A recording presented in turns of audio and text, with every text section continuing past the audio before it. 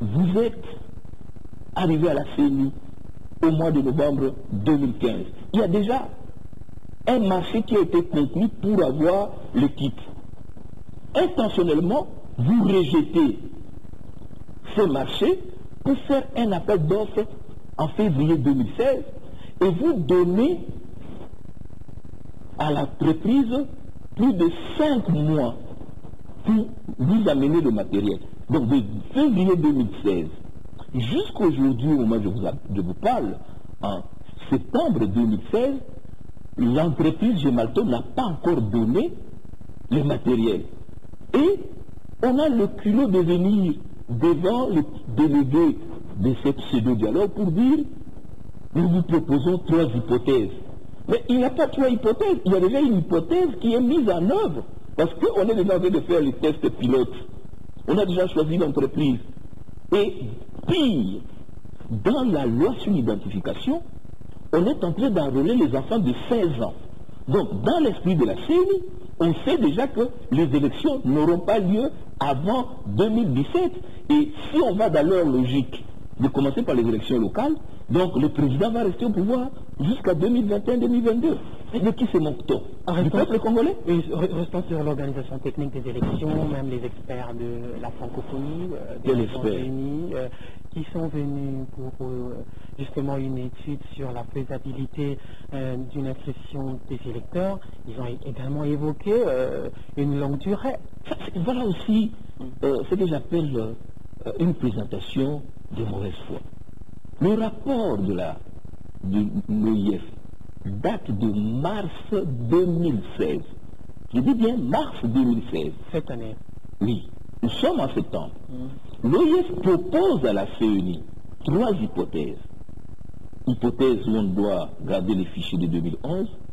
Hypothèse où on garde le fichier de 2011, mais on enrôle les nouveaux majeurs et on cherche le mécanisme pour éliminer, n'est-ce pas, les nouveaux, les omis et autres. Et l'hypothèse où on fait une réforme totale en mars 2016. La CENI balaye de revers de main cette proposition de l'OIF. Comment on peut venir évoquer le rapport de l'OIF de mars 2016 en septembre 2016? Et même si on l'évoquait, la CENI a lancé son processus en février 2016. C'est en février que la CENI dit j'ai besoin de 16 mois. Aujourd'hui, nous sommes en septembre. C'est toujours 16 mois. Ça, ce n'est pas sérieux, madame.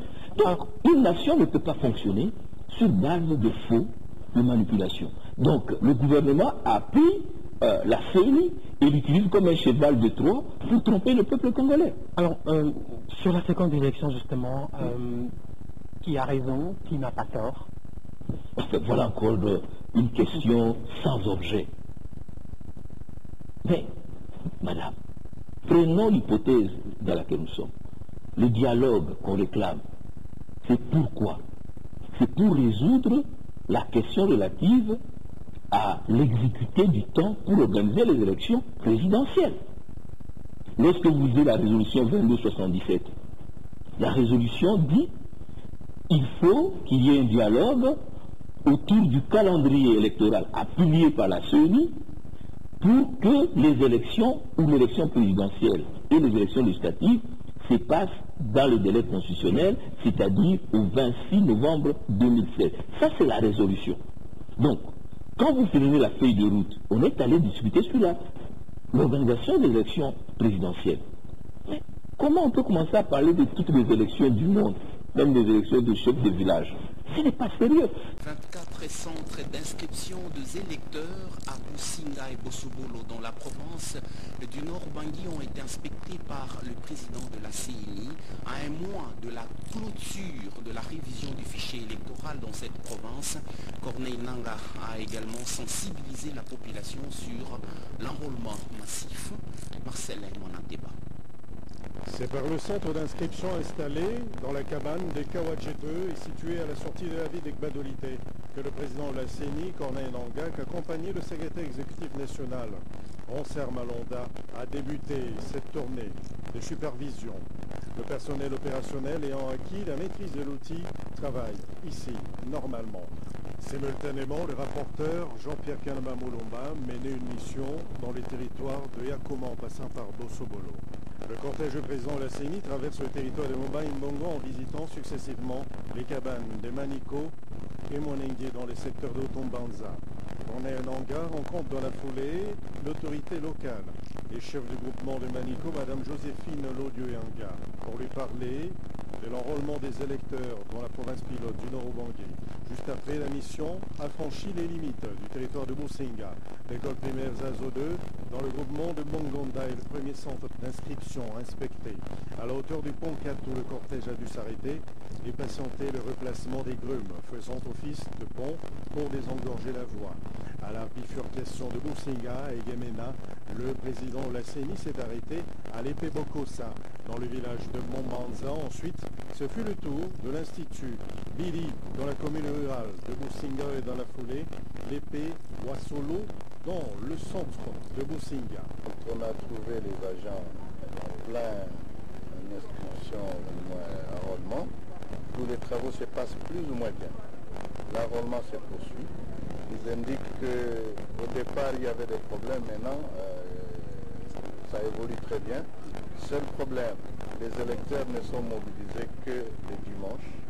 Et durant la semaine, on a un peu de problèmes, ce qui veut dire que ça risque de prendre beaucoup de temps. Nous voudrions mobiliser les électeurs parce que bientôt on va clôturer au Nord-Ubangi. Il est nécessaire que les requérants viennent le plus vite possible pour avoir leur carte.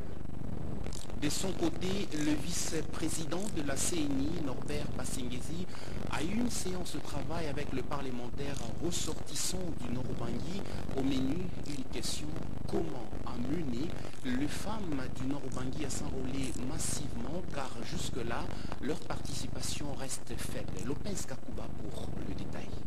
Au cours de cette séance d'échange, le vice-président de la CENI, Norbert Basengezi Katintima, a saisi cette opportunité pour appeler les députés nationaux et sénateurs du Nord-Ubangi à mobiliser la population, surtout féminine, qui jusque-là ne parvient pas à s'enrôler massivement.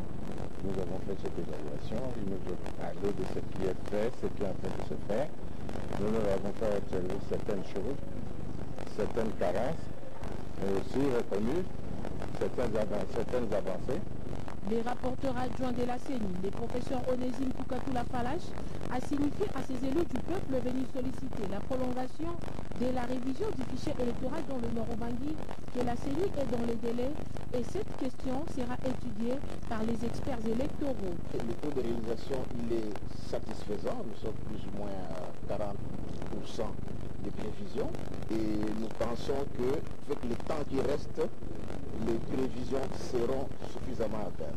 Les honorables députés et sénateurs ont donné un certain nombre de propositions par temps d'observation et d'expérience de terrain. Ils ont plaidé notamment pour la prolongation, pour la sensibilisation, pour la présence de témoins et d'observateurs. La CENI a pris acte et la CENI a demandé qu'ils puissent s'impliquer significativement parce que nous sommes dans une approche participative. Le vice-président de la centrale électorale, Norbert Basengezi Katintima, a aussi précisé que la CENI a eu des assurances des élus du Nord-Ubangi pour que la population s'enrôle davantage pendant cette opération d'identification et d'enrôlement des électeurs dans cette province pilote de la RDC.